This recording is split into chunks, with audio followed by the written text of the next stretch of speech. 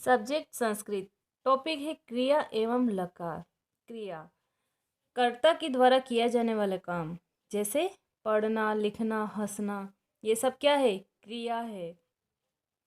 जो काम हो रहा है वह क्रिया होती है।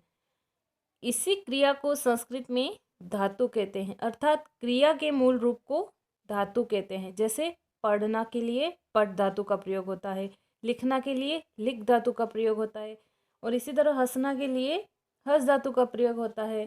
तो हमने यहाँ ये क्यों कहा कि क्रिया के मूल रूप को धातु कहते हैं? क्योंकि क्रियाएं जो है हमारी वो अलग अलग कालों में अलग अलग चलती है। जैसे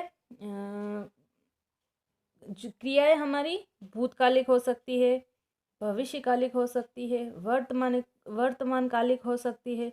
तो क्या होता है कि क्रिया का रूप काल के अकॉर्डिंग चेंज होता रहता है।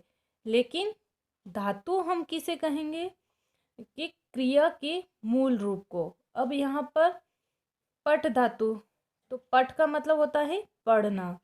तो इसको वर्तमान काल में जब बनाएंगे तो इसके रूप बनेंगे पठती, पठत, पठंती। और जब भूतकाल में बनाएंगे तो बनेंगे अपठत, पठथाम ऐसे। और भविष्य काल में जब बनाएंगे तो बनेंगे पठिष्यति, पठिष्यन्ति, कुछ इस तरह से बनेंगे। तो मूल रूप क्या है? पठ। तो इसी मूल रूप को हम कहेंगे धातु। अब हमने देखा कि क्रियाओं के कई रूप बनते हैं, तो किसमें बनते हैं और उन्हें क्या कहते हैं? तो देखते हैं लकार। किसी भी क्रिया को व्यक्त करने के लिए जिसका प्रयोग करते हैं उसे लकार कहते हैं। अब मैंने अभी अभी बताया कि क्रियाएं जो है वो हमारी अलग अलग कालों में बनती है। तो अब हम उन क्रियाओं को किस में व्यक्त करते हैं? कालों में व्यक्त करते हैं। और उन कालों में जब हम क्रियाओं को व्यक्त करते हैं तो उसे हम लकार कहते हैं। मतलब कालों में क्रियाओं को व्यक्त करते हैं तो उसे लकार कहते हैं। और लकार क्या है? हमारे टेंस होते हैं। इंग्लिश में हम पढ़ते हैं ना tense, past tense, future tense, present tense.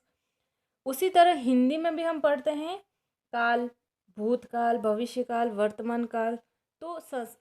तो इसी तरह संस्कृत में हम पढ़ेंगे लकार। लकार के भेद। क्रिया को जब लकार में व्यक्त करते तब 5 भागों में करते हैं। मुख्य रूप से लकार 10 होते हैं, लेकिन हमारे पाठ्यक्रम में जो मुख्य रूप से लकार चलते हैं वो 5 प्रकार के होते हैं। और कौन कौन से होते हैं? पहला है लृट लकार, जो वर्तमान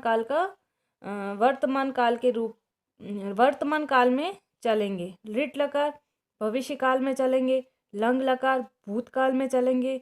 लोट लकार आज्ञार्थक काल में चलेंगे।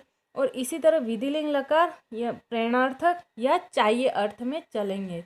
ये तो हमने पढ़ा लकारों का संक्षिप्त परिचय। अब हम इन 5 लकारों को विस्तार से पढ़ेंगे।